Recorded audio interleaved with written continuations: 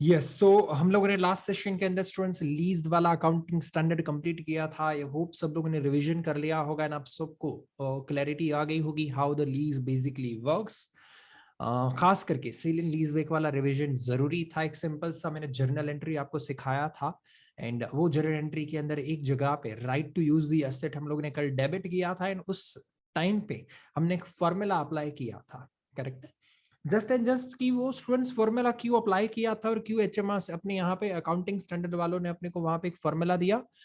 The reason is very simple कि हमारा जो गेन गेन गेन आ रहा है ना सेल करने के बाद में when we are selling that asset, उस सेलिंग के टाइम पे जो गेन आ रहा है, गेन अक्सर है ना बिजनेसेस पूरा का पूरा गेन रिकॉग्नाइज कर लेते थे अपने पीएनएल बैलेंस शीट में। मैंने कल प्रॉब्लम समझाया था कि कैसे अगर हम इंडिविजुअल्स ट्रांजैक्शंस करते हैं तो पूरा का पूरा गेन पीएनएल में जाता था।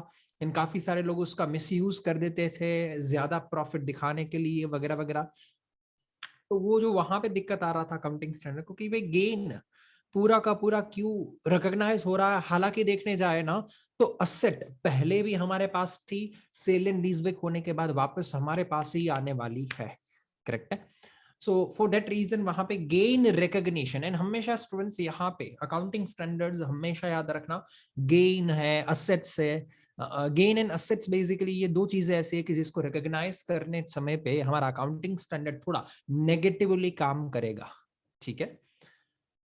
नाउ स्टूडेंट्स हम आगे बढ़ रहे हैं। हमारा पास अभी जो हमारा नेक्स्ट अकाउंटिंग स्टैंडर्ड है it is basically the taxation. आपको लग रहा है सर ये क्या पढ़ा रहे हो सर, टैक्सेशन तो एक सेपरेट सब्जेक्ट है, यहाँ पे क्या अकाउंटिंग स्टैंडर्ड पढ़ रहे हैं। बेसिकली स्टूडेंट्स हर एक धंधे को हर एक प्रॉफिट कमाने के ऊपर टैक्सेशन भरना होता है एंड उस टैक्सेशन की अकाउंटिंग कैसे करनी है वो अपने को यहाँ पे पढ़ना है। It's IAS 12 the income tax accounting standard, the taxation accounting standard we will going to learn.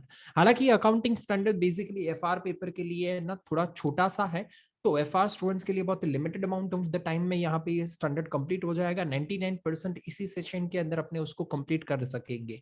So that's not basically an issue. Now students let's come to the point directly कि भैया यहाँ पे एग्जैक्टली करना क्या है। मेरे को यहाँ पे है ना बेसिकली दो टर्म्स सिखाने हैं, दो टर्मिनोलॉजी के साथ अपने पूरे चैप्टर में खेलना होगा। The two terminology we have to understand, the one is the income tax expense, income tax expense, and another one is the current tax. Okay, current tax and income tax expense ये दो terminology है। इसके अंदर फिर deferred tax and काफी सारे आएंगे, but चलिए स्क्रीन शेयरिंग कर रहा हूं यहाँ से and let's understand that how the accounting standard works. Just a second, ये स्टूडेंट्स हैंग हो रहा है क्या मेरा वीडियो, है ना? देख लेते हैं। आज भी पता नहीं कुछ इधर नेट का इश्यू होगा यहाँ पे और कोई और टेक्निकल इश्यू होगा, कभी कभी हो जा रहा है। मैंने लास्ट वीक भी एक आध सेशन में हुआ था हमारा, बट चलिए स्टार्ट करते हैं। नाउ बेसिकली स्टूडेंट्स देखने जाए ना तो वी ऑल नो कि हमारा जो अकाउंटिंग है ना हमारे अकाउंटिंग स्टैंडर्ड के तहत होता है। कुछ कुछ चीजें आपको पहले से पता होगा कि हाँ सर अकाउंटिंग है ना, अकाउंटिंग स्टैंडर्ड के तहत वी नो कि हम अक्रूवल मेथड फॉलो करते हैं। दैट मीन्स कोई ऐसा इंटरेस्ट है, कोई ऐसा खर्चा है कि जो हमने अभी तक पे नहीं किया है, we have not yet paid that expenditure but once it's accrued we debit into the P&L, हम डेबिट कर देते हैं। करेक्ट है? Now another thing is that कि हम जो अकाउंटिंग स्टैंडर्ड के तहत यहाँ पे डेप्रिसिएशन क्लेम करते हैं वो भी एक मतलब according to the standard we do it. Correct है? नाउ स्टूडेंट्स ये जो अकाउंटिंग स्टैंडर्ड के तहत ये जो अक्रूवल सिस्टम्स एंड अकाउंटिंग के concepts and accounting depreciation, yes one more thing is that students accounting standard है ना आपको रीवैल्यूएशन भी अलाउ करता है। हमने है ना IAS 16 के अंदर देखा था upward revaluation, downward revaluation. Correct है ना?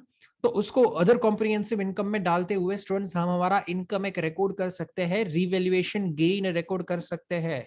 यस और नो? भले अदर कॉम्प्रिहेंसिव इनकम में, but it's there into the P&L ना। करेक्ट?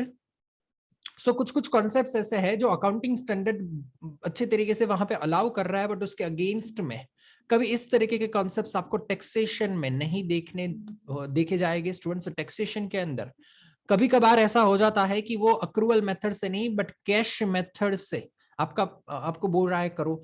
टैक्सेशन के अकॉर्डिंगली आपका डेप्रिसिएशन भी अलग आएगा, एंड टैक्सेशन कभी भी आपको रीवैल्यूएशन गेन रीवैल्यूएशन लॉसेस को कंसिडर नहीं करेगा।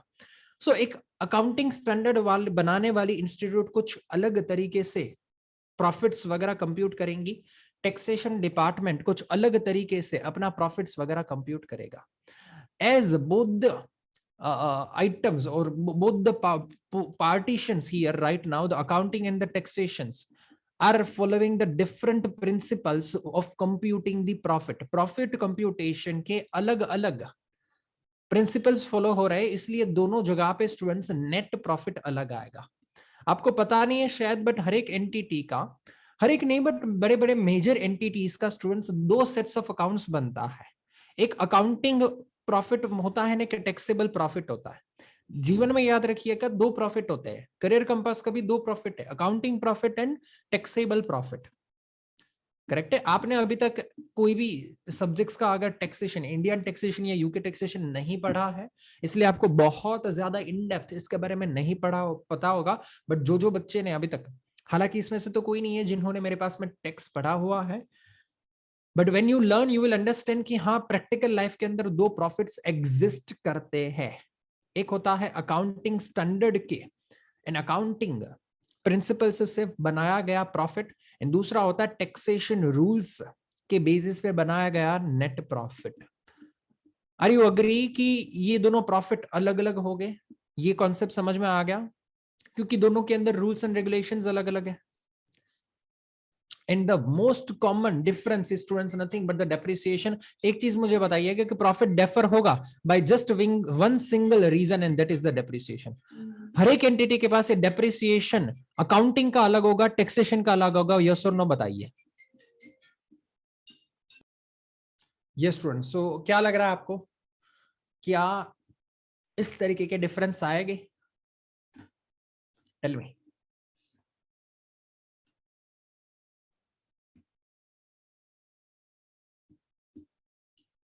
यस, मैंने कुछ पूछा है ना? एंड मोस्ट कॉमन रीजन बोला कि भैया हर एक एंटिटी डेप्रिसिएशन चार्ज करती है। हाँ करती है। मैं आप सारे बिजनेसेस के अंदर, चलिए रिवैल्यूएशन हो या ना हो, कोई और कॉन्सेप्ट्स हो या ना हो, बट डेप्रिसिएशन तो भैया मोस्ट कॉमन है। कौन सा ऐसा होगा बंदा कि जिसके धंधे में डेप्रिसिएशन नहीं होगा? So it's the most common element that you find in every businesses. But difficulty वही है कि हर एक धंधे के पास में अकाउंटिंग डेप्रिसिएशन कुछ अलग आ रहा है, टैक्सेशन डेप्रिसिएशन कुछ अलग आ रहा है। सपोज मान लो आपके पेरेंट्स वगैरह ने अपने अपने पेरेंट्स को पूछा कि सर पापा हमारा है ना, हमारे बिजनेस का accounting profit and taxable profit अलग अलग आता है क्या? आपके पापा ने बोला नहीं नहीं ऐसा कुछ नहीं होता है, हमारा तो एक ही होता है। दैट मीन्स योर फादर और your family is not following the accounting profit rules. Your family prepares the profit only and only on the ways of the taxation। ठीक है। क्यों स्टूडेंट्स? क्योंकि अगर मैं भी बोलूं ना, मैं भी मेरा फ्रेंकली एग्जांपल दूं, मैं अपने सीईओ को जाकर पूछूंगा ना कि हमारा प्रॉफिट है वो अकाउंटिंग प्रॉफिट है या टैक्सेबल प्रॉफिट है, तो बोलेगा आपका प्रॉफिट है वो टैक्सेबल प्रॉफिट है। मैं बोला तो फिर अकाउंटिंग प्रॉफिट, तो बोले वो हम सेपरेटली कंप्यूट नहीं करते हैं। वाई? क्योंकि बोले दीपन भाई आप छोटे बिजनेसमैन हो ना, तो आपको अकाउंटिंग स्टैंडर्ड फॉलो करना कंपलसरी नहीं है, आप टैक्सेशन के रूल्स अगर फॉलो कर दोगे ना तो भी चल जाएगा।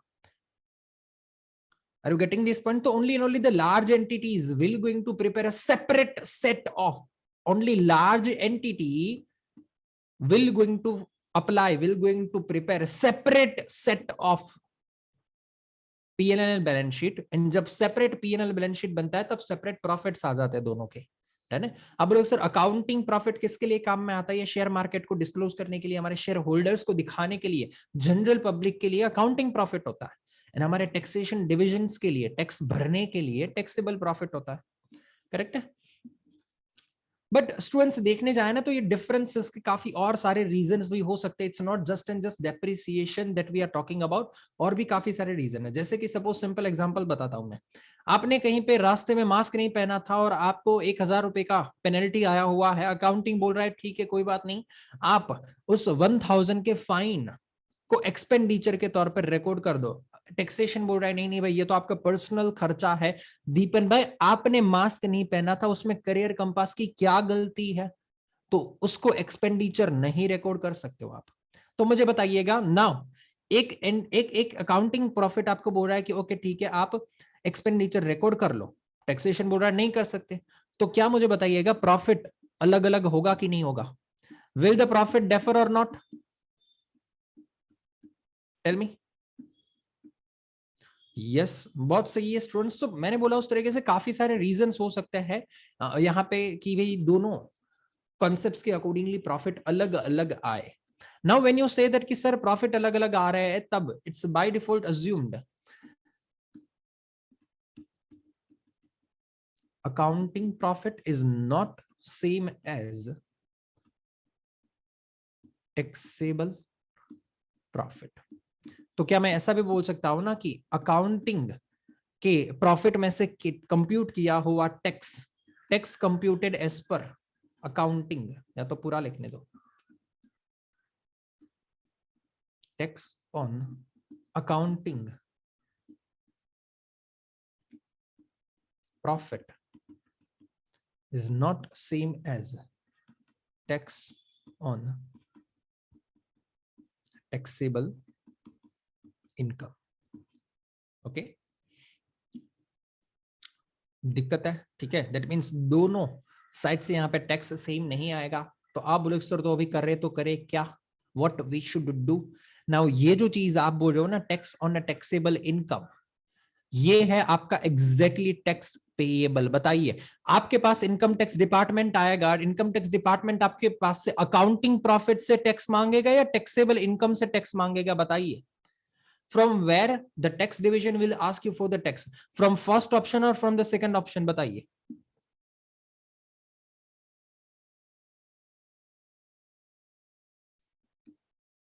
From the second option only, obvious है कि टैक्स रूल्स के अकॉर्डिंगली जो कंप्यूट किया हुआ आपका टैक्सेबल इनकम है ना, टैक्स रूल्स के थ्रू कंप्यूट किया हुआ टैक्सेबल इनकम, उसके ऊपर जो टैक्स आ रहा है ना वो टैक्स ही आपको एग्जैक्टली देखने जाए ना तो टैक्स भरना है। And that's why this tax payable is called a current tax. This tax payable computed according to the income tax rules are called a current tax। तो बोले सर अगर पे करना है अपने को current tax which means it's a tax payable, ठीक है सर अपने को यही अगर पे करना है, इसी के बारे में बातचीत हो रही है कब से, या तो यही हमारे लिए इंपॉर्टेंट है, तो फिर सर ये फर्स्ट ऑप्शन वाला जो अकाउंटिंग प्रॉफिट वाला टैक्स है सर उसका क्या काम? भैया वो टैक्स है ना वो पीएनएल के अंदर डेबिट होगा, it will be debited into the PNL as an tax expense. सही है, it will debited into the PNL, debit to PNL. Done. That means इसका मतलब ऐसा हुआ स्टूडेंट्स की after the having this much amount of the discussion हम इतना बोल सकते हैं कहीं ना कहीं that tax expense that you debit into the PNL, it's not exactly the same amount that you pay into actual life, that means it's not same as the current tax। that means जो चीज आप PNL में debit करते हो वो same चीज आप पे नहीं करते हो। क्या लग रहा है?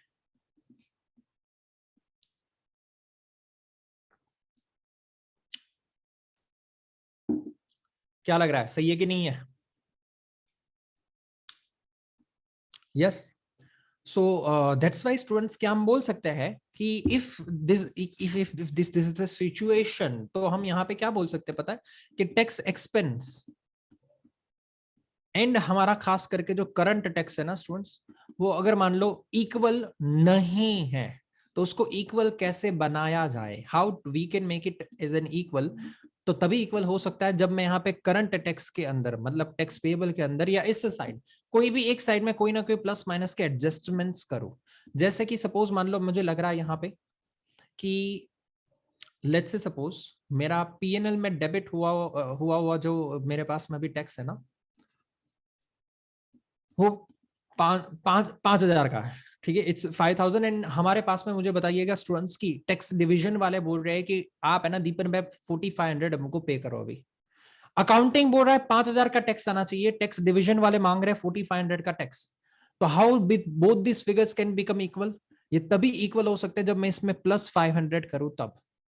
इक्वेशन वाइज थोड़ा अभी है ना, और कुछ दिमाग मत लगाओ, मैथमेटिकल वे में मुझे बताओ क्या दिस इज द ऑप्शन और not to make this side and this side equal. Left hand side and right hand side को इक्वल करने के लिए मुझे कोई ना कोई एडजस्टमेंट करने पड़ेंगे, यस करने पड़ेंगे। That's why the formula came up that tax expense that you debit into the PNL, आप जो डेबिट करते हो पीएनएल में, उसको करंट टैक्स के साथ में, करंट टैक्स का मतलब क्या, टैक्स पेएबल,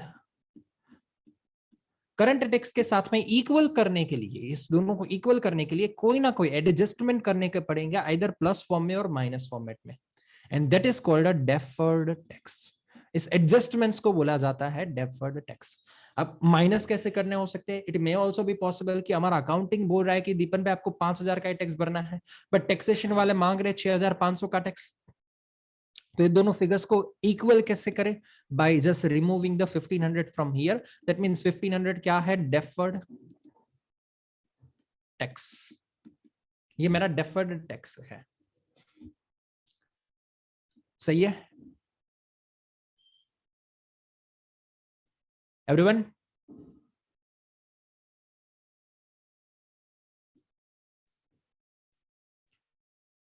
हेलो, ये इक्वेशन समझ में आया? यस। नाउ बेसिकली कब से मैं ना यहाँ पे एक चीज आपने नोटिस किया होगा, मैं कब से इन दोनों को इक्वल करने की ट्राई कर रहा हूँ। ये इक्वल इसलिए करना होता है, कुछ ना कुछ अपने को यहाँ पे जुगाड़ इसलिए करना होता है, अदरवाइज क्योंकि स्टूडेंट्स अगर ये प्रॉपर वे में इक्वेशन नहीं जाएगा ना तो हम जर्नल एंट्री कैसे पास करेंगे?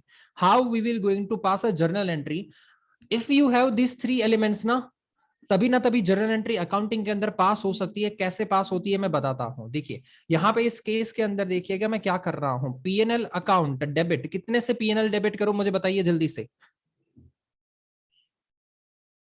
अगर आपने मेरे को सही से सुना हो तो आपको पता होगा पीएनएल में डेबिट क्या होता है, कौन सी अमाउंट होती है? 5,000 करेक्ट है। जो मेरा टैक्स एक्सपेंस है, जो मेरा टैक्स एक्सपेंस है वो 5,000 है। फिर ऊपर से स्टूडेंट्स में यहाँ पे कहीं ना कहीं मेरे को है ना टैक्स पेएबल कितना है, तो टू टैक्स पेएबल लिखना पड़ेगा। कितना करूं, कितना टैक्स पेएबल है मुझे बताइएगा। How much is the tax payable? Tax payable कितना है मेरा? Yes, 6,500 is my tax payable. तो 6,500 करूं, मुझे बताओ जब मेरे पास सिर्फ 5,000 एंड 6,500 ये दोनों फिगर हो गए तो क्या मैं जर्नल एंट्री पास कर पाऊंगा? It's impossible to pass a journal entry with this two figures. You cannot नॉट से कि मेरे पीएनएल में डेबिट 5,000 कर दो एंड सर टैक्स पेमेंट है ना वो 6,500 का कर देना। डन है। मुझे बीच में कोई ना कोई यहाँ पे एडजस्टमेंट करने के लिए, अकाउंटिंग के लिए कुछ ना कुछ चाहिए था जो मैं यहाँ पे डेबिट कर सकूं जर्नल एंट्री को कंप्लीट करने के लिए। किससे मेरे को जर्नल एंट्री कंप्लीट करनी है? डेबिट करके। डन है। इसलिए यहाँ पे डेफर्ड टैक्स असेट नाम का एक अकाउंट क्रिएट होता है, डेफर्ड टैक्स असेट। ये डेबिट किया हुआ है इसलिए मैंने इसको असेट का नाम दिया हुआ है। अगर यही चीज अगर क्रेडिट होती तो मुझे बताइएगा, तो मुझे लायबिलिटी बोलना पड़ता इसको। If the deferred tax I am crediting, तो वो लायबिलिटी बनता कि नहीं बनता?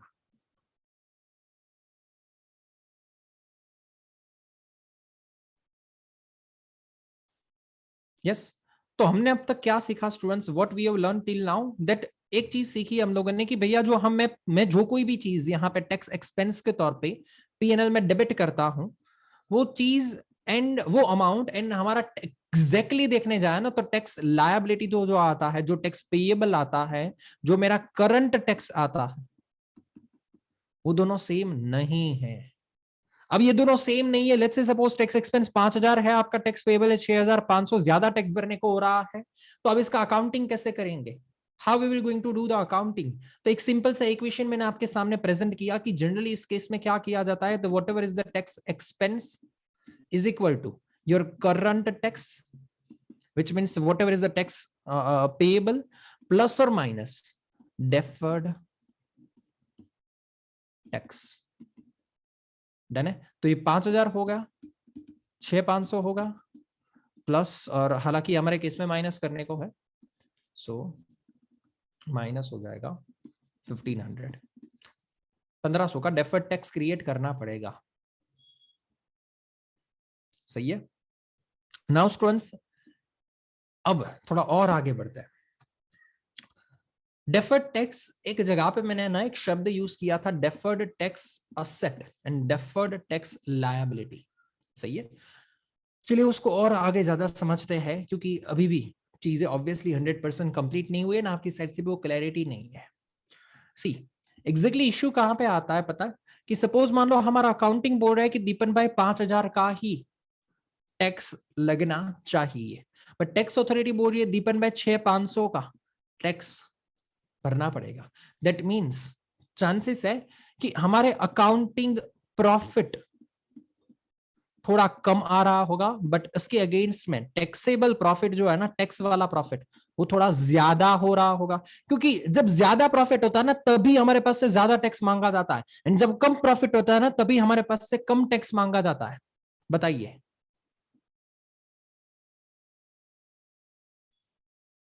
यस और नो? थोड़ा क्रूशियल चैप्टर है स्टूडेंट्स, भले ही छोटा है बट अंडरस्टैंडिंग के लिए बहुत डिफिकल्ट है, तो प्लीज मेरे साथ कंटिन्यूअस रिस्पॉन्स में रहिएगा। ठीक है। इन कहीं पे भी नहीं समझ में आया तो मुझे बताइएगा। एक चीज बहुत ही क्लियर है कि जहां पे ज्यादा टैक्स आ रहा है वहां पे ज्यादा प्रॉफिट होगा, ऑब्वियस सी बात है। यहां पे मेरा ज्यादा प्रॉफिट है, profit is higher, profit is high. That means मैंने क्या कर दिया होगा पता है, यहां पे एक्सपेंडिचर्स का डिडक्शंस ज्यादा लिए होंगे या कम लिए होंगे? The expenditure deduction will be higher और लोअर?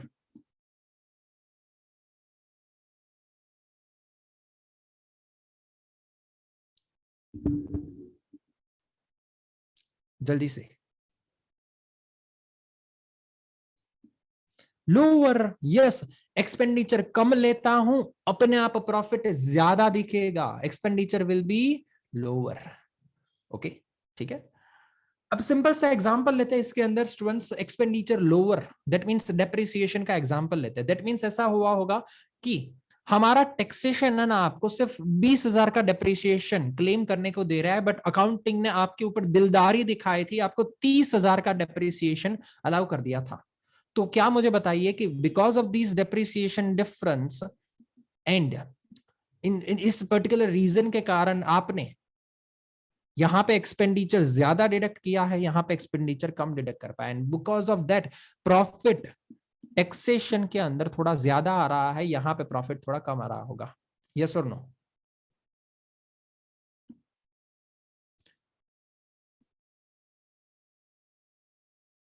यस।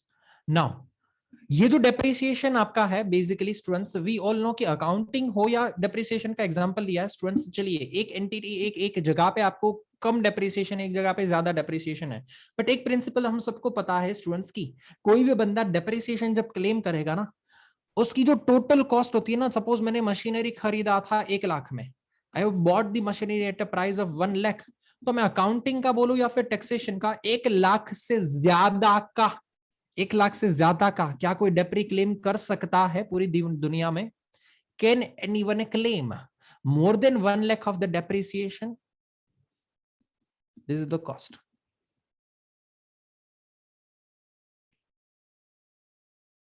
एनीवन? नो ना? नहीं, नहीं। तो बेसिकली देखने जाए ना, तो ओवर लेट्स से 5 इयर्स है उसका useful life, over a period of 5 years accounting भी over a period of 5 years 1,00,000 का नेट नेट डेप्रिसिएशन मोटा मोटा आपको अलाउ कर देगा, आज नहीं तो कल। एंड टैक्सेशन भी आज नहीं तो कल आपको मोटा मोटा 1,00,000 का डेप्रिसिएशन अलाउ कर देगा।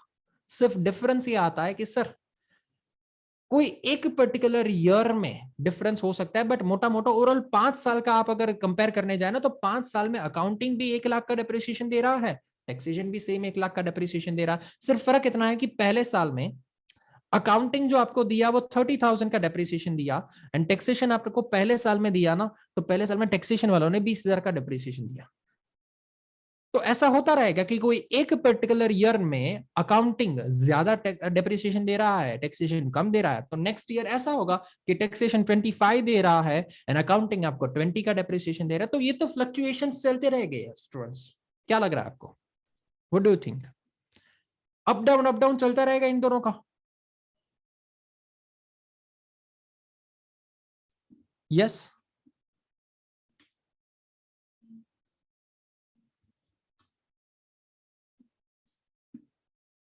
ठीक है, बट उसके कारण स्टूडेंट्स कहीं ना कहीं टेम्पररी बेसिस पे प्रॉफिट्स में इंपैक्ट आएगा। टेम्पररी बेसिस पे 10,000 से प्रॉफिट इंपैक्ट कर रहा है, यहां पे भी टेम्पररी बेसिस पे कहीं ना कहीं 5,000 रुपए प्रॉफिट इंपैक्ट कर रहा है। But it's everything is temporary because हमको पता है आज नहीं तो कल ये सारा का सारा चीज सेट ऑफ हो जाने वाला, क्योंकि बंदा 1 लाख से ज्यादा का डेप्रिसिएशन क्लेम नहीं कर पाएगा।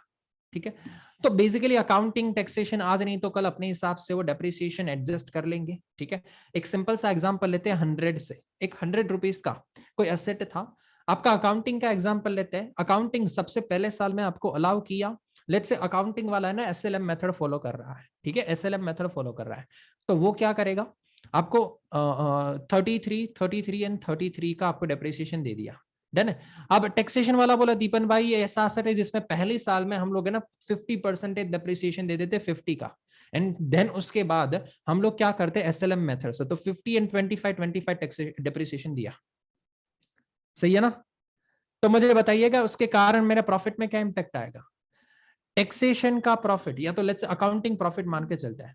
ठीक है, पहले साल के अंदर मेरा अकाउंटिंग प्रॉफिट है ना, देखो वो कितना डिफरेंस आ रहा है, 17 का। पहले साल में अकाउंटिंग प्रॉफिट थोड़ा ज्यादा आएगा, 17 से मेरा अकाउंटिंग प्रॉफिट ज्यादा होगा क्योंकि डिडक्शन कम ले रहा है ना मैं, डेप्रिसिएशन कम लिया तो प्रॉफिट ज्यादा आएगा। एक्सपेंडिचर कम, प्रॉफिट ज्यादा। तो अकाउंटिंग वालों ने क्या किया, एक्सपेंडिचर कम लिए तो प्रॉफिट ज्यादा देखेगा। 17 से मेरा अकाउंटिंग प्रॉफिट ज्यादा देखेगा। फिर बट सेकंड ईयर में उल्टा हुआ, अकाउंटिंग वालों ने ज्यादा डेप्रिसिएशन क्लेम किया है टैक्सेशन की कंपेयर में, तो उस समय पे मुझे बताना अकाउंटिंग प्रॉफिट टैक्सेशन की कंपेयर में क्या होगा, थोड़ा कम आएगा। एंड बेसिकली डिफरेंस होगा कितने का, 5 6 7 8 8 रुपीज से प्रॉफिट मेरा अकाउंटिंग प्रॉफिट थोड़ा कम दिखेगा। एंड वंस अगेन 8 रुपीज से अकाउंटिंग प्रॉफिट कम दिखेगा यहां पे भी। तो ओवरऑल देखने जाए ना स्टूडेंट्स, तो आपके over a period of time आपका टैक्सेबल प्रॉफिट और अकाउंटिंग प्रॉफिट और नेट नेट आमने सामने सेट ऑफ हो जाता है। ये बहुत लॉन्ग टर्म पीरियड में परेशान होने वाली बात नहीं है। एक समय पे आपको प्रॉफिट थोड़ा ज्यादा आया, बट डोंट वरी आगे के 2 सालों में प्रॉफिट थोड़ा कम आएगा। क्या लग रहा है? एक समय पे आपको कहीं पे ज्यादा टैक्स भरना पड़ा, बट अपकमिंग 2 सालों में टैक्स थोड़ा कम पे कर देना भाई। तो वो अपने आप ऑटोमेटिक होता है स्टूडेंट्स, कुछ चीजें अपने आप सेटल अप हो जाती है over a period of time, and that's why those are called temporary differences. उसको क्या बोला जाता है, टेम्पररी डिफरेंसेस। ये जो आपको डिफरेंस नजर में आ रहा है स्टूडेंट्स कि ये 33 था, यहाँ पे 25 था। ठीक है, तो ये जो डिफरेंसेस आ रहे हैं वो टेम्पररी है, क्योंकि यहाँ पे +17, ओ सर आप तो घर घबरा गए, ओ सर 17 का डिफरेंस आ गया सर क्या करेंगे अभी, भगवान कुछ करो, आप तो मन्नतें मांगने लग गए। अरे भाई कोई नहीं, आगे जाके वो डिफरेंस है ना अपने आप सेटल हो जाने वाला है। कभी अकाउंटिंग प्रॉफिट कम आया, कभी टैक्सेशन प्रॉफिट कम आया, देखो सही है कि नहीं है। एक और एग्जांपल लेते हैं स्टूडेंट्स, जैसे कि मैंने आपको एक एग्जांपल बताया था, एक्चुअली एक सिंपल सा एग्जांपल देता हूं। नाउ इंश्योरेंस अमाउंट है, ठीक है, इंश्योरेंस अमाउंट है। सपोज अकाउंटिंग बोल रहा है कि इंश्योरेंस जो आप लेते हो ना उसका पैसा, जो कुछ भी एक्सपेंडिचर है ना वो अक्रूवल बेसिस पे आपको एक्सपेंडिचर के तौर पे ले लेने का। तो हमने क्या किया था पता है, हमने उसको एक्सपेंडिचर क्लेम किया था on the basis of the accrual, पे नहीं किया था, अब तक पे नहीं किया था।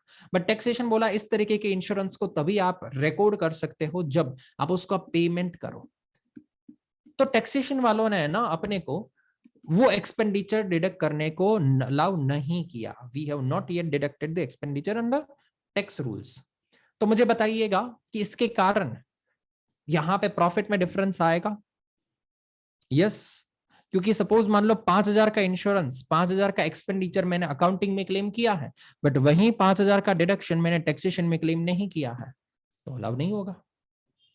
5,000 का गैप आएगा, यस और नो?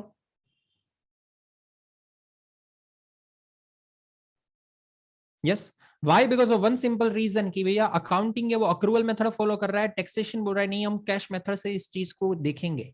ठीक है, तो दैट्स वाई एक जगह पे एक्सपेंडिचर अलाउ किया, दूसरी जगह पे नहीं किया हुआ है। बट ये ना टेम्पररी डिफरेंस है। क्यों? बिकॉज नेक्स्ट ईयर जब हम लिटरली उसका पेमेंट करेंगे तो टैक्सेशन वाले खुश हो जाएंगे, बोले वाह भाई वाह दीपन भाई आपने तो पेमेंट कर दिया, तो ये लो ले जाओ 5,000 का डिडक्शन आप ले जाओ, क्योंकि हम कैश मेथड फॉलो कर रहे हैं, तो जिस दिन आप पेमेंट करोगे उस साल में हम आपको डिडक्शन दे रहे हैं। बट अकाउंटिंग वाले बोले दीपन भाई पेमेंट कर दिया, अच्छा किया, पेमेंट करना ही चाहिए, बट आपको याद है आपने लास्ट ईयर अक्रूवल मेथड से ऑलरेडी इसका डिडक्शन ले लिया था, तो एक ही खर्चे का दो बार डिडक्शन नहीं हो सकता है। अक्रूवल मेथड से डिडक्शन ऑलरेडी ले लिया था पास्ट ईयर में, तो अकाउंटिंग है ना ये 5,000 का डिडक्शन अलाउ नहीं करेगा। तो एक समय लास्ट ईयर ऐसा हुआ था कि मेरे अकाउंटिंग ने उसको एक्सपेंडिचर अलाउ किया था, एंड उसके कारण मेरा अकाउंटिंग प्रॉफिट थोड़ा कम हो गया था, 5,000 से प्रॉफिट थोड़ा कम हो गया था। बट इस साल देखने जाए तो मेरा अकाउंटिंग प्रॉफिट 5,000 से बढ़ेगा, 5,000 से ज्यादा दिखेगा। वाई? बिकॉज इस साल में एक्सपेंडिचर का रिडक्शन नहीं लिया है। Getting this point? यस और no? Hello? Yes. So basically इस तरीके के रीजंस के कारण मेरा है ना स्टूडेंट्स काफी बार यहाँ पे टेम्पररी डिफरेंस आते हैं, जो अपने को ऐसे टेंशन में नहीं लेना है, बट कहीं ना कहीं डिफरेंस तो है। ठीक है, मैंने कुछ एग्जांपल्स लिए, मैंने टर्मिनोलॉजी यहाँ पे ऐड की है, टेम्पररी डिफरेंस। कि काफी बार क्या हो जाता है कि यहाँ पे अकाउंटिंग वाले यहाँ पे आपको कोई डिडक्शन, अकाउंटिंग या टैक्सेशन वाले कोई डिडक्शन आपको आज ही के आज में दे रहे हैं, एंड टैक्सेशन वाले थोड़े टाइम बाद में देंगे। तो ये जो टाइमिंग डिफरेंस है ना, timing difference, that timing difference exactly creates the temporary difference. वैसे स्टूडेंट्स डेप्रिसिएशन में देखा कि may be possible temporary difference कैसे अराइज हो गए कि अकाउंटिंग वाले को भी 100 का आपको डेप्रिसिएशन देना है, टैक्सेशन वालों को आज नहीं तो कल तो 100 का ही देना है depreciation. But the issue here is that कि अकाउंटिंग 33 का डेप्रिसिएशन दे रहा है, टैक्सेशन थोड़ा जल्दी डेप्रिसिएशन देना चालू कर दिया, तो जल्दी डेप्रिसिएशन दे दिया यहाँ पे, तो टाइमिंग तो हुआ थोड़ा पहले साल में ज्यादा दे दिया, बट हाँ आगे के सालों में थोड़ा कम देगा। Yes, so that basically creates again a temporary difference. पर मैंने, आप याद करो, मैंने आपको एक एग्जांपल दिया था मास्क का, जहां पे मैं मास्क नहीं पहना था और मेरे पे ऊपर फाइन आया था। तो क्या मुझे बताइएगा कि क्या वो मास्क वाला जो फाइन पे किया हुआ है, वो फाइन पे किया ना, तो अकाउंटिंग वाला बोले दीपन भाई ठीक है कोई बात नहीं चलेगा, वो फाइन जो आपने पे किया ना मास्क के लिए वो अलाउड है, आप एक्सपेंडिचर क्लेम कर लो। बट टैक्सेशन वालों ने मुझे उसको अलाउ नहीं करवाया था, तो क्या ये टेम्पररी डिफरेंस है या परमानेंट डिफरेंस है?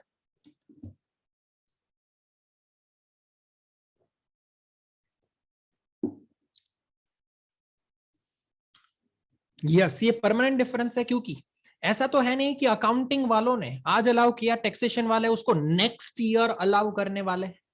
अगर टैक्सेशन वालों ने ऐसा बोला होता ना दीपन भाई हम इसको 1 साल बाद, 2 साल बाद, 5 साल बाद, 10 साल बाद इसको अलाउ करेंगे ना, तो बोल सकते हैं हाँ ठीक है आज नहीं तो ये मामला कभी ना कभी सुलटने वाला है। बट फाइन के अंदर ऐसा बोला है कि अकाउंटिंग ने अलाउ किया, टैक्सेशन वाले बोले हम इसको कभी भी अलाउ नहीं करेंगे, this is not at all acceptable one, and hence it's a permanent difference. सही है। हालांकि ये जो परमानेंट डिफरेंस का मैंने आपको एग्जांपल दिया ना, उसके अंदर बहुत ज्यादा अपने को पढ़ने की जरूरत नहीं है, क्योंकि यहाँ पे परमानेंट डिफरेंस हमारे सिलेबस में नहीं है, एंड एग्जैक्टली बोलने जाए तो परमानेंट डिफरेंस की कोई ट्रीटमेंट नहीं होती है। फ्रेंकली स्पीकिंग, मैं जब परमानेंट डिफरेंस समझाता हूं ना, तब नीचे लिखवाता हूं no deferred tax adjustment, no deferred tax adjustment if you are having permanent difference. But हालांकि ये आपके डिफरेंट आपके सिलेबस में नहीं, बट हाँ वर्ड अपने ये है ना स्टूडेंट्स टर्मिनोलॉजी दिया हुआ है, तो इसलिए मैंने समझा दिया कि परमानेंट डिफरेंस होता क्या है, temporary difference, permanent difference. And इस टेम्परेरी परमानेंट डिफरेंस के कारण कहीं ना कहीं हमारा accounting profit, accounting tax and हमारा टैक्सेबल प्रॉफिट वगैरह है ना वो सेम नहीं हो पाता है टेम्परेरी परमानेंट बेसिस पे। हम जो बेसिकली स्टूडेंट्स यहाँ पे पूरा का पूरा चैप्टर में आगे आगे जो पढ़ने वाले हैं वो एक सिंपल फॉर्मूला के तहत आगे बढ़ने वाला है। That formula is nothing but as I told you that tax expense is equal to current tax plus और माइनस डेफर्ड टैक्स। हम वापस से हमारे पुराने वाले एग्जांपल में आ जाते हैं। एक और पॉइंट मुझे यहाँ पे समझाना है। पीएनएल में 5,000 का टैक्स आ रहा है, हमारा टैक्स डिपार्टमेंट हमसे बोल रहा है कि दीपन भाई 6,500 का आप है ना टैक्स भर दो। ठीक है, तो मैंने यहाँ पे क्या कर दिया, मैंने यहाँ पे माइनस कर दिया, क्या कर दिया 1,500।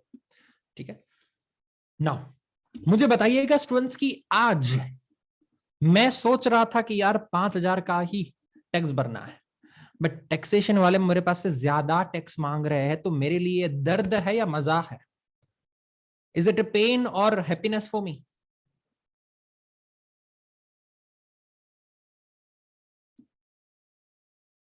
Tell me. यस, ये पेन है आज की तारीख में, it's a pain for me यार, मैं ज्यादा टैक्स भर रहा हूं यार, शिट। ठीक है, एंड आई एम अज्यूमिंग कि डेफर्ड टैक्स यहां पे मैंने लिखा है ना, तो it will be the temporary difference only, ये टेम्पररी डिफरेंस होगा। ठीक है, टेम्पररी डिफरेंस के ऊपर फोकस करते हैं, बिकॉज मैंने बोला परमानेंट डिफरेंस को तो कभी इस तरीके से एडजस्ट ही नहीं करना होता है।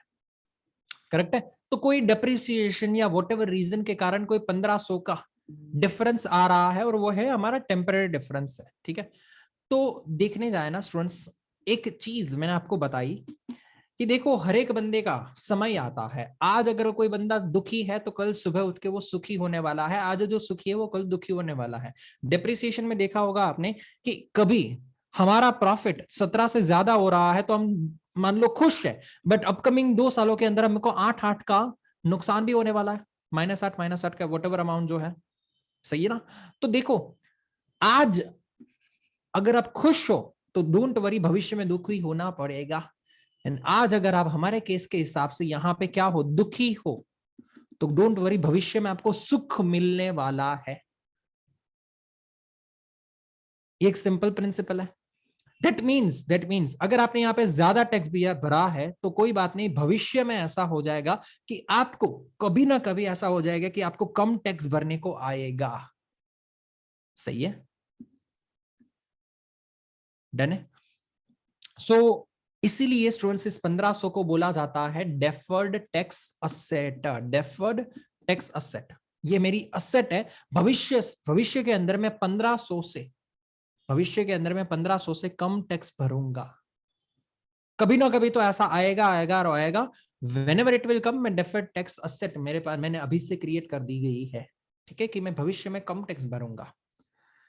सो इसलिए इसको डेफर्ड टैक्स असेट बोला जाता है students. Whenever you are having this kind of the minus sign here, it's a deferred tax asset.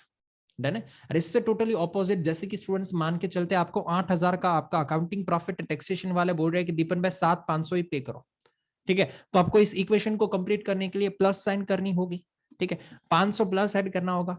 अब इसका मतलब क्या हुआ कि आपको भरना चाहिए था 8,000, आपने भरा कितना 7,500, तो आप दुखी हो या खुश हो? आप तो खुश हो, बट कोई बात नहीं भैया, लंबे समय तक ये खुशी टिकने नहीं वाली है।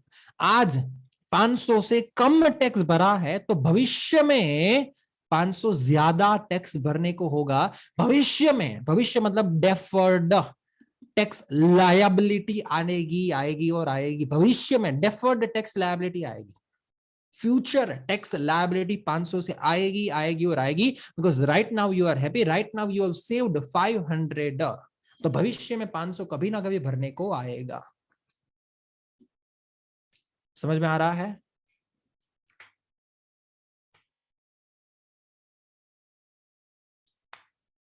कैसे डिसाइड करते हैं deferred tax asset and deferred tax liability? काफी बार आप मेरे जो इस तरीके के खुश और दुखी होने के फीलिंग्स से भी डिसाइड कर सकते हो कि हमारा डेफर्ड टैक्स असेट आना चाहिए, लायबिलिटी आना चाहिए।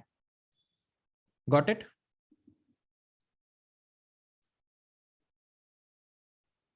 यस, ठीक है। मैं एक चीज आपको यहाँ पे नोट डाउन करवा रहा हूं, अगर आपको करना हो तो कर सकते हो स्टूडेंट्स, ठीक है। तो आपको नोट डाउन करना है तो कर सकते हो यहाँ पे, साथ साथ में लिखते जाओ। चैप्टर का हेडिंग देना है तो दे दो।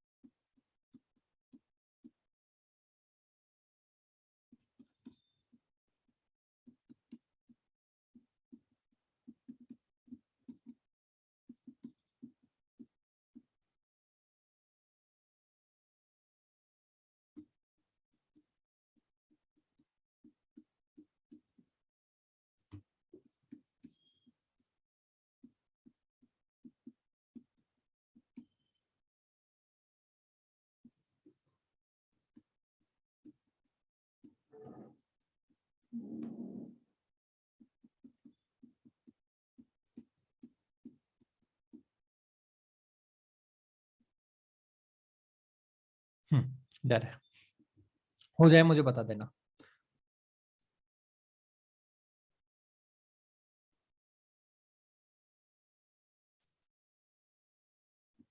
हो जाए मुझे चैट बॉक्स में बता देना।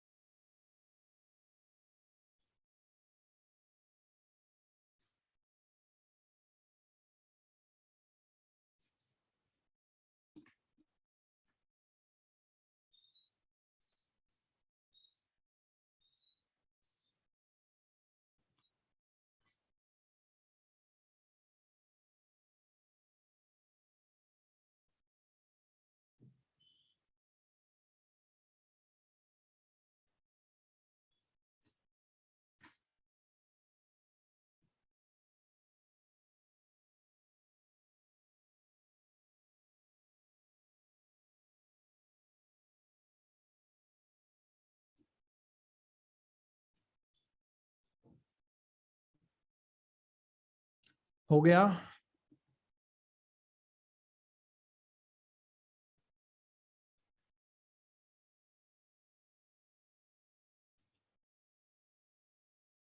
अरे बहुत ज्यादा कुछ लिखा है नहीं, जल्दी करो। यस एवरीवन, बाकी सब। विंकल, यस। मीत,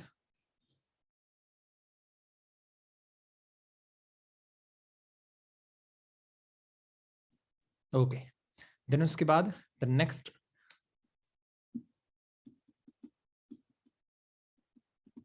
इक्वेशन अप्रोच। चलिए,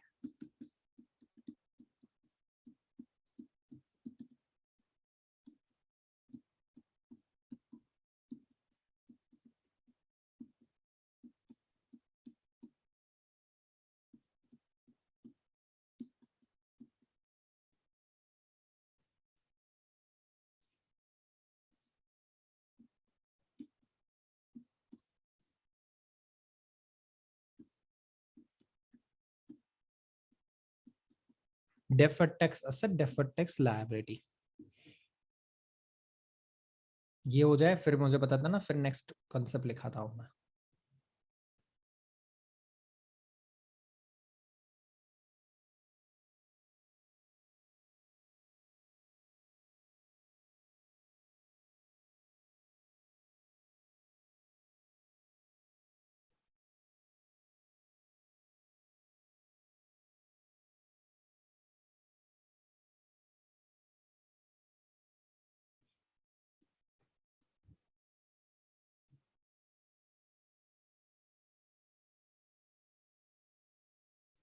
हो गया?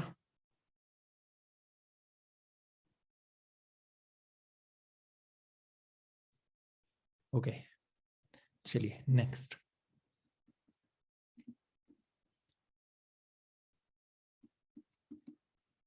डेफर्ड टैक्स लायबिलिटी, यहां पे लिखेंगे 8,000 is equal to 7,500 plus 500।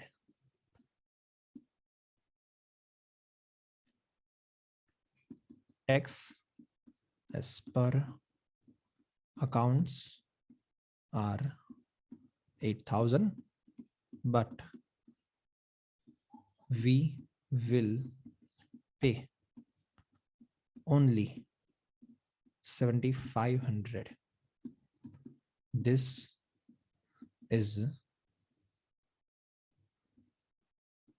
good for us because we are paying less right now, but the difference of 500 is temporary difference, and hence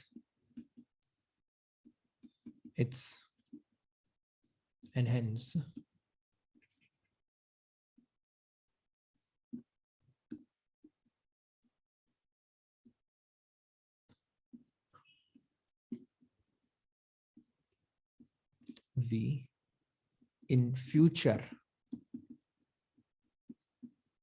will have to pay 500 more. So that's why we are creating liability future. That's why we are creating deferred tax liability for our future tax payment. Done. किसी को भी scroll up scroll down करवाना तो मुझे बता दो, but I think मैंने decent speed से लिखा है, तो आई थिंक आप भी मेरे साथ चल रहे होगे। फिर भी मैं लास्ट 2 पॉइंट्स यहाँ पे आपके सामने रख रहा हूँ।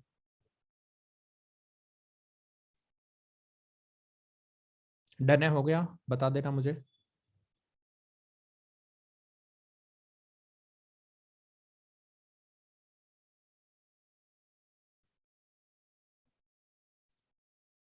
डन। इसलिए यहाँ पे जर्नल एंट्री लिख दो जरा, डिफर्ड टैक्स लायबिलिटी का P&L debit tax expense to provision for tax current tax bracket into deferred tax liability DDL। ये जर्नल एंट्री जरा नीचे लिख दो, हो जाए मुझे बता दो।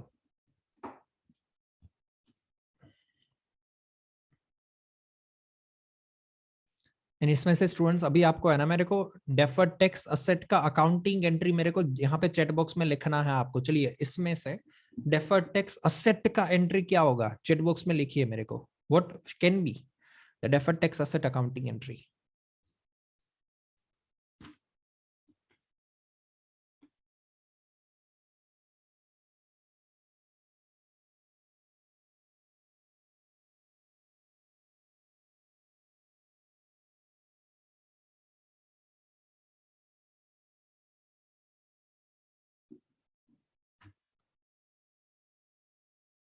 Still not get an idea?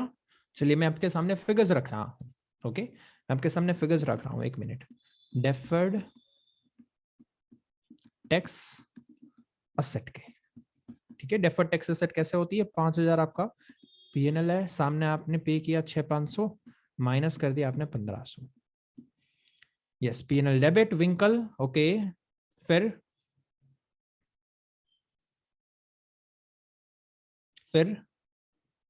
DTA debit, बहुत सही बोला आपने। असेट है ना, असेट की बात हो रहा है तो ऑब्वियसली डेबिट होगा। And to provision for tax, ठीक है। यस, प्रोविजन फॉर टैक्स से जो पे करने के वाले हैं, कोई बात नहीं, डन है, सही है। अब इसका जो थियरी कंटेंट है स्टूडेंट्स अपने लायबिलिटी में लिखा है ना, वैसा ही लिखाना है, बट आपको खुद से लिख पाओगे या मैं लिखवा दूं आपको? चलिए मैं खुद मैं यहाँ पे लिखवा देता हूं। चलिए उसके नीचे टैक्स एस पर accounts are 5,000 but our tax payable right now is 6,500. We are sad because we are paying more tax, but don't worry as it's the temporary difference. In future, you will have lesser tax liability for sure.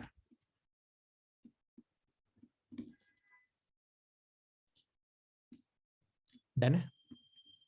So either you create a deferred tax asset account or reduce the existing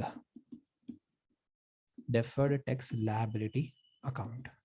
Okay students, ये क्या बोलना चाहता है मैं बताता हूँ। पहले आप लिखना कंप्लीट कर दो। चलिए मेरे साथ में हो गया आप, आई थोप, बट फिर भी जरा लास्ट दो एक दो पॉइंट लिखा यहाँ पे सामने है, लिख लो पहले।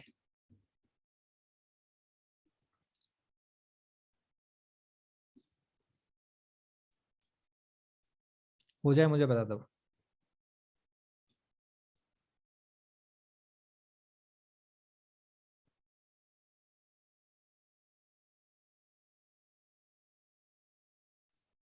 डन।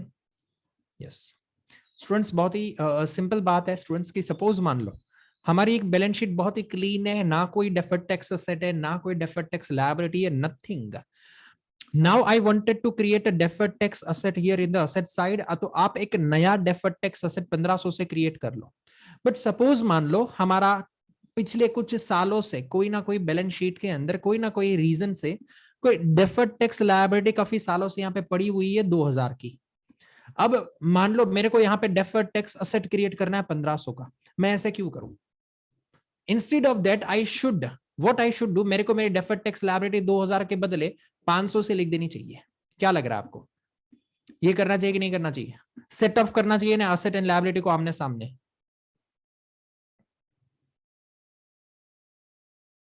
यस और नो, है ना? तो सिर्फ मैंने वो एक पॉइंट लिखवाया है, हालांकि टेम्पररी आपको उतना ज्यादा सोचने की जरूरत नहीं है, बट ये लॉजिक है बेसिकली उस पॉइंट का। डन। आप ऐसा भी कर सकते हो। Not always necessary that you always create a new account in the name of deferred tax asset. It's not necessary always to do like that. Okay, तो यहाँ पे ऑलमोस्ट हमारे बेसिक एस्पेक्ट कंप्लीट हुए। हम सिर्फ यहाँ पे एक इलिस्ट्रेशन कर पाएंगे अभी, जितना अभी तक हम लोगों ने पढ़ा है उसके बेसिस पे। ओके एंड बाकी पहले आज है ना पूरा चैप्टर कंप्लीट नहीं हो पाएगा, मैं सारे कॉन्सेप्ट क्योंकि पढ़ा नहीं पाया हूँ, क्योंकि आज सबसे पहले अपने को बेस ही लेना था, इसलिए अपने सारे टॉपिक्स तो नहीं कंप्लीट किए, बट कहीं ना कहीं एक टीवायू जो हमने अभी तक पढ़ा हुआ है खास करके डेफर्ड टैक्स एसेट लायबिलिटी का, उसका एक टीवायू कर लेते हैं। खास करके डेप्रिसिएशन वाला है, तो मैंने इसी कारण सर इस टीवायू को अभी टेम्पररी चूज किया है, बिकॉज हमने अभी अभी एक डेप्रिसिएशन का एग्जाम्पल अपने हिसाब से भी लिया था, है ना। सो आई थिंक ये आपको इजी रहेगा। देखते हैं क्या है question. The companies financial statements show profit before tax of 1000। तो ओके, अकाउंटिंग प्रॉफिट कितना है आपका? 1000 है। This is stated after charging the depreciation of 200 per annum. Okay, तो हमारे इस अकाउंटिंग प्रॉफिट के अंदर डेप्रिसिएशन ऑलरेडी अपने अप्लाई कर दिए है। Due to the purchase of an asset 600 का खर्चा आया था and depreciated over 3 useful life. तो ओके, अकाउंटिंग वाला बोल रहा है आपको डेप्री कैसे लेने का? 200 200 200 खत्म हो गया। क्या लग रहा है आपको? 200 200 200। ये अकाउंटिंग डेप्रिसिएशन है, हुआ कि नहीं हुआ? टेल मी।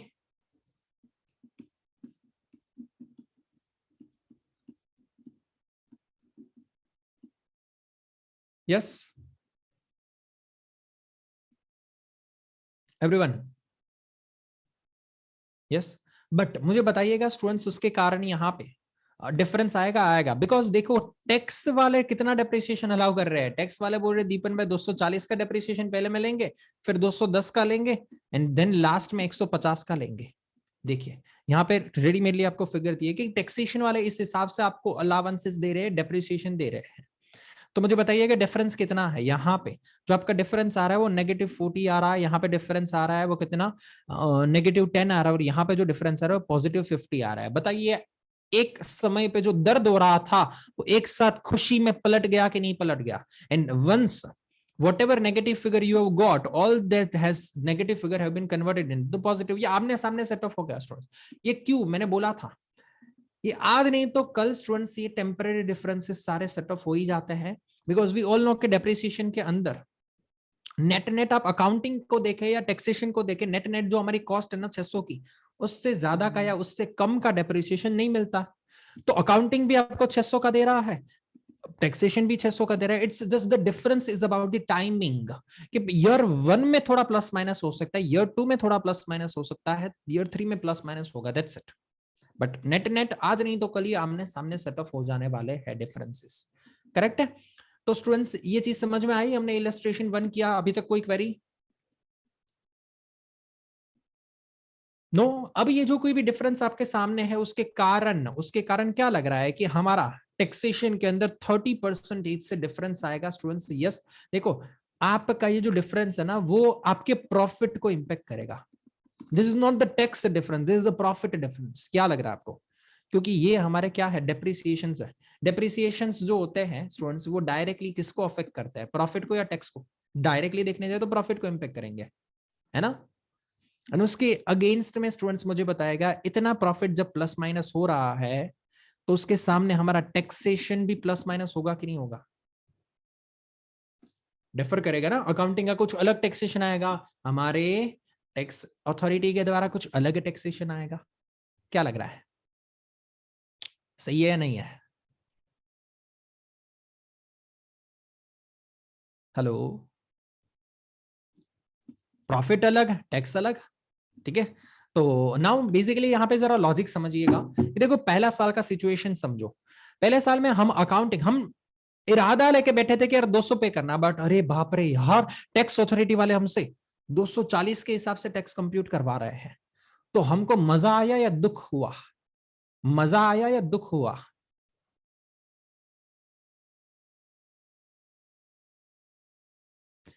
ऐसा पता नहीं चलेगा ना स्टूडेंट्स, मजा आया दुख हुआ। अगर कोई अभी सोच रहा है कि सर ये तो दुख हुआ, तो आप गलत हो। वाई? बिकॉज डेप्रिसिएशन, अगर कोई जगह पे अकाउंटिंग बोल रहा है कि आप 200 का क्लेम करो तो उसके प्रॉफिट पे क्या इंपैक्ट आएगा मुझे बताना, ठीक है। लेट्स से हमारे इस केस के अंदर स्टूडेंट्स 1000 का, सी अकाउंटिंग बोल रहा है कि दीपन भाई 1000 का या कितना है 1200 को, आई थिंक प्रॉफिट 1200 को प्रॉफिट होगा आफ्टर डेप्रिसिएशन ऑफ द 200, 1000 का प्रॉफिट दिया हुआ है, सही है ना। बट उसके अगेंस्ट में टैक्सेशन वाले क्या बोल रहे हैं कि दीपन भाई 1200 में से 240 का डेप्रिसिएशन ले जाओ, तो मेरा एग्जैक्टली प्रॉफिट कितना आया होगा? 960 का। तो अब मुझे बताओ पहले साल में मेरे को दुख हो रहा है या मजा आ रहा है? You have to compare the profit at the end, कि अकाउंटिंग में कितना प्रॉफिट आ रहा है, टैक्सेशन में कितना प्रॉफिट आ रहा है। अब मुझे बताओ कि पहले साल में मेरे को, अब देखो इसका टैक्स भी कंप्यूट कर लेते, चलिए मुझे बताओ आप, इसका टैक्स 30% से कितना आ रहा है, इसका 300 का टैक्स आ रहा होगा, एंड इसका कितना आ रहा है tax, how much tax, 960 into 30% करो, टेल मी, 960 इंटू 30%, 288, करेक्ट है। तो मैं कितना पे करूंगा, 288 पे करूंगा, how much I will going to pay, 288। Accounting बोल रहा था कि 300 पे करो, तो हमारा इक्वेशन अगर देखने जाए तो 300 अकाउंटिंग बोल रहा है, मैं पे कर रहा हूं 288, तो उसमें प्लस करना है, कितना करना है, 12। यस, मुझे बताओ यहां पे मेरे को मजा आया या दुख हुआ,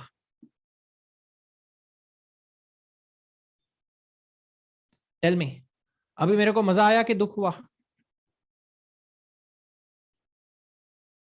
स्टूडेंट्स बहुत सिंपल क्वेश्चन पूछा है, जो मेथोडोलॉजी से हमने प्रीवियस एग्जांपल्स देखे हैं उसी मेथोडोलॉजी, मैंने उल्टा आपको इतना सिंप्लीफाइड वर्जन में एक्सप्लेनेशन लिखवाया है कि how can you like get confused.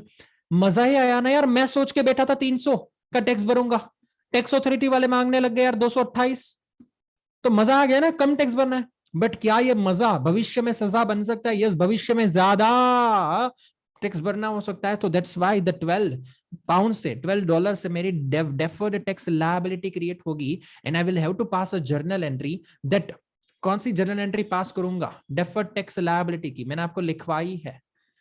मैं पीएनएल में डेबिट करूंगा कितना, 300 डेबिट पूरा होगा, ठीक है, बट उसी पीएनएल के अंदर लिखाया जाएगा कि भाई मेरा करंट टैक्स कितना है, करंट टैक्स लायबिलिटी कितना है, 288 का है, एंड उसी पीएनएल में दिखाया जाएगा कि मैं अभी से डेफर्ड टैक्स लायबिलिटी क्रिएट कर रहा हूं 12 की। समझ में आया कि नहीं आया? ये हुआ मेरा पहला साल, द फर्स्ट ईयर में ऐसा सिचुएशन है, बट मैंने कुछ नहीं किया स्टूडेंट्स, मेरे प्रॉफिट्स को जरा इस, मेरे टैक्सेशन को इस तरीके से प्लॉट किया हुआ। अब हम आते हैं हमारे सेकंड ईयर के अंदर। सेकंड ईयर में क्या हुआ, सेकंड ईयर में हुआ ऐसा है स्टूडेंट्स कि सपोज मान लो 1200 का प्रॉफिट है, क्योंकि अकाउंटिंग ने बोल के रखा है कि आफ्टर टैक्स प्रॉफिट 1000 का है, फिक्स है, आफ्टर टैक्स प्रॉफिट, ठीक है। तो स्टूडेंट्स ये 1000 है। अभी हो क्या रहा है यहाँ पे कि हमारा अकाउंटिंग, हमारा टैक्सेशन वाला बोल रहा है कि सेकंड ईयर में क्या सिचुएशन होने वाला है, 210 का, ठीक है, 210 का, तो उसके कारण मेरा यहाँ पे प्रॉफिट कितना आ रहा है, 990 का, डन है। अब इसके अकॉर्डिंगली टैक्सेशन बताओ मेरे को, यहाँ पे 300 का टैक्सेशन आ रहा है, 990 इंटू 30% टैक्स करो, 990 इंटू 30% टैक्स,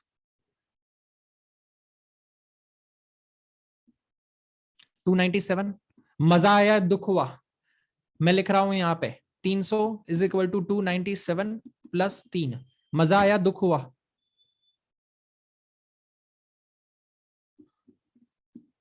यस मजा आया। वाई? बिकॉज आपने सोच के रखा था कि 300 का पेमेंट करने रहेगा, बट एग्जैक्टली कितना पेमेंट कर रहे हो, 297 का पेमेंट कर रहे हो, ओके okay? तो मजा आया, दैट्स वाई स्टूडेंट्स आप क्या डेफर्ड टैक्स लायबिलिटी क्रिएट करोगे। अभी मजा, भविष्य में दुख होगा, भविष्य में सजा मिलेगी, तो भविष्य में सजा मिल रही, अभी से लायबिलिटी क्रिएट करके रखो, एडवांस में लायबिलिटी, ओके। तो that's why what we do, PNL debit करते हैं, ठीक है, टू क्या कर देते हैं, टैक्स, करंट टैक्स कर देते हैं, सॉरी यस, टैक्स एक्सपेंस नहीं, करंट टैक्स कर देते हैं यहाँ पे, current tax and deferred tax liability हो जाता है। सही है कि नहीं है?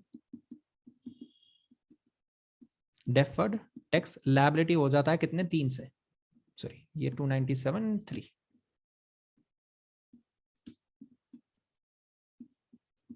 डन है, 300। कोई क्वेरी कैसे हो रहा है ये?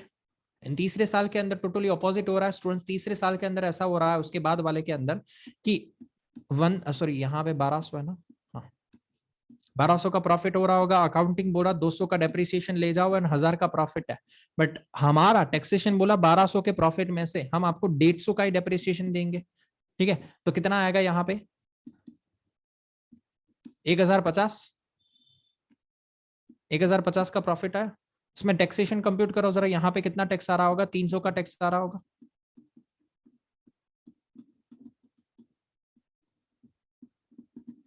है ना, यहाँ पे कितना आ रहा है 1050 इंटू 30 315। अब मुझे बताओ मजा आया दुख हुआ, मजा आया दुख हुआ?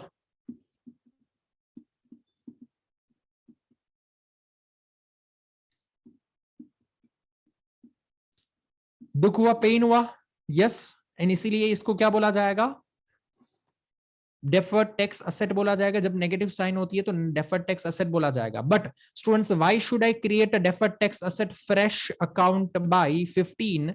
जबकि हालांकि अगर आप देखो ना तो मेरे पिछले 2 सालों का मिला के डेफर्ड टैक्स लायबिलिटी 12 एंड 13 से लायबिलिटी ऑलरेडी खड़ी हुई है।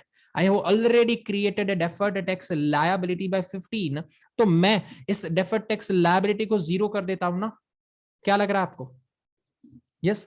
तो अगर स्टूडेंट्स यहाँ पे देखने जाए ना तो काफी बार मुझे स्टूडेंट्स यहाँ पे ऐसा बोलते हैं कि काम करते सर पीएनएल डेबिट करते हैं, ठीक है, कितने से पीएनएल डेबिट करते हैं, सिर्फ 300 से कर देते हैं, ठीक है। फिर डेफर्ड टैक्स असेट कर देते सर 15 से, नया फ्रेश डेफर्ड टैक्स असेट का अकाउंट बना देते हैं और देन यहाँ पे क्रिएट कर देते हैं सर हमारा प्रोविजन फॉर टैक्स या तो हमारा करंट टैक्स।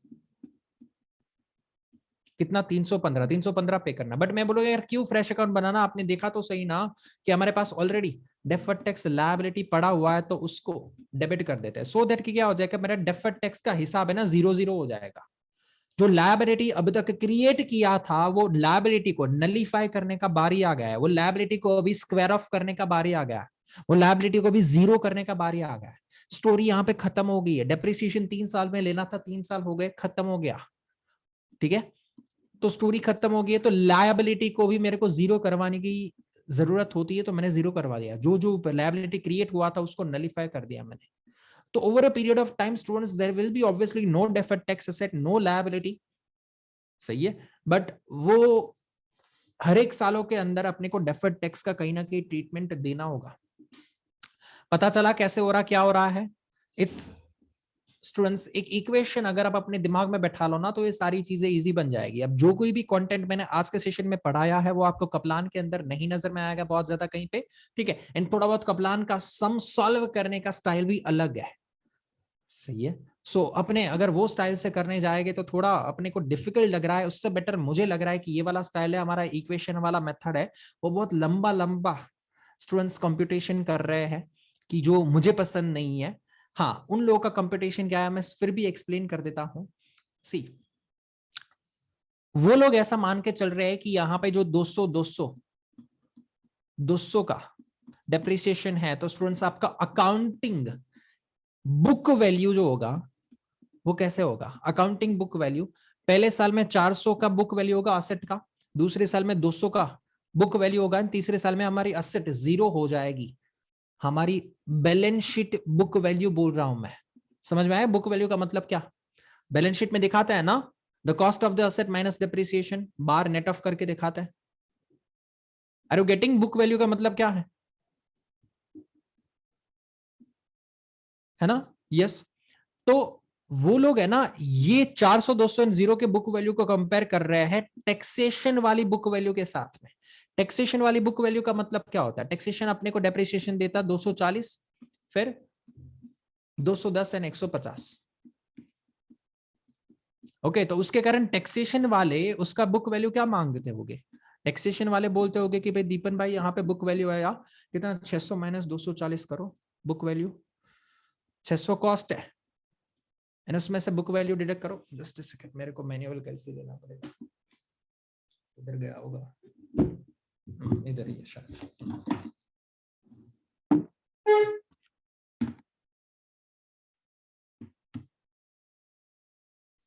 यस, 600 माइनस 240 पहले साल में मेरी टैक्सेशन वाले बोल रहे हो कि आपका बुक वैल्यू 360 है, दूसरे साल में 360 माइनस 210 150 है इन यहाँ पे 0 हो रहा है, सही है। So over a period of जैसे जैसे आप स्टूडेंट्स यहाँ पे डेप्रिसिएशन क्लेम करते जाओगे आपको ऑब्वियसली जो बुक वैल्यू बैलेंस शीट के अंदर वो घटता जाएगा, डन है। डेप्रिसिएशन से हमेशा बुक वैल्यू घटता होता है। So whenever you find this kind of the different book value as per accounts 400 200 and 0 and book value as per the tax is 360 150 and 0, ठीक है, ऐसे हो रहा है। सो इस तरीके से स्टूडेंट्स उन लोगों ने कुछ डिफरेंस निकाला हुआ है, बट हम लोग स्टूडेंट्स ज्यादा प्रेफर करेंगे स्टूडेंट्स किससे, हम प्रेफर करेंगे हमारे प्रॉफिट फिगर से, क्योंकि प्रॉफिट का डायरेक्ट लिंकेज है ना टैक्सेशन से, दैट्स व्हाई प्रॉफिट फिगर का डायरेक्ट लिंकेज होता है टैक्सेशन से। इन लोगों ने बहुत लंबा चौड़ा मेथड अपनाया है, लेट्स सी क्या सॉल्यूशन दिया है। आपको दिखा देता हूं कैसे उन लोगों का आंसर है ना वो कॉम्प्लेक्स है, इसलिए काफी बार है ना मैं उसको फॉलो ही नहीं करता हूं, इन काफी बार उन लोगों की गलतियां भी होती है।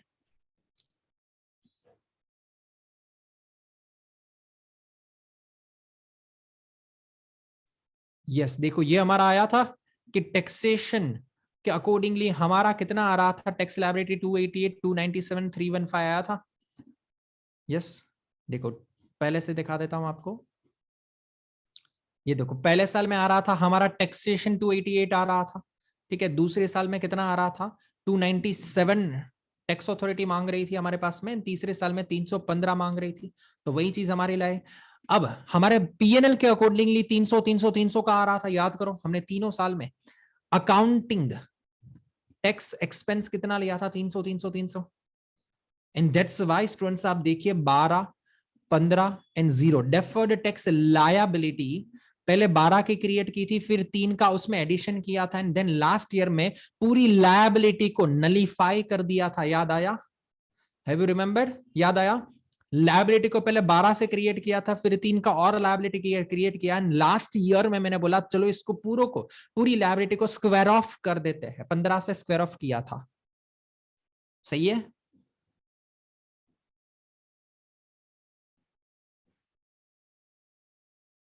तो सेकेंड ईयर में जो 15 नजर में आ रहा है, पुराना तो लायबिलिटी 12 का था ही था, एडिशनल 3 का लायबिलिटी क्रिएट किया था तो 15 वैसे आया, सही है।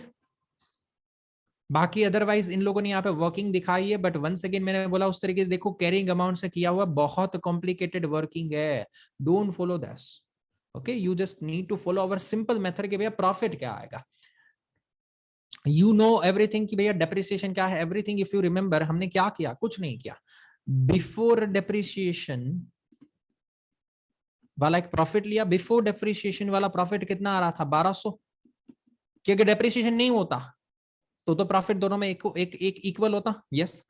बट चलो अभी डेप्रिसिएशन अलग अलग है तो उसके हिसाब से हम लोग इफेक्ट देते 200 का, सपोज यहाँ पे आ रहा था कुछ 240 का शायद, तो नाउ द डिफरेंस अराइजेस, तो आफ्टर डेप्रिसिएशन जो आपका प्रॉफिट आ रहा है ना, इस तरीके से हमने कंप्यूट किया था। बेसिकली हम लोगों ने प्रॉफिट के फिगर के बेसिस पे डिफरेंसेस निकाले थे, ये लोग कोई अलग मेथड से डिफरेंस निकाल रहे हैं, ओके। कोई क्वेरी?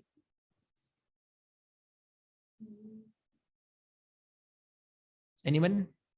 देखो हमारा अभी मैच हो गया आंसर, 12 3 और 15। ये हुई जर्नल एंट्री स्टूडेंट्स कि हम पीएनएल में एवरी ईयर पीएनएल में 300 300 300 ले जाते थे, ठीक है, बट देन उसका स्प्लिट हो जाता है, कभी ये होता है करंट टैक्स एंड ये होता है आपका डेफर्ड टैक्स एसेट और लायबिलिटी। डन। तो स्टूडेंट्स आज का सेशन यहां तक रखते हैं, जो कॉन्सेप्ट हमने सीखे हुए आज के दिन में वो कल रिवीजन करेंगे श्योरली, एंड कल हम ये चैप्टर को कंप्लीट करेंगे।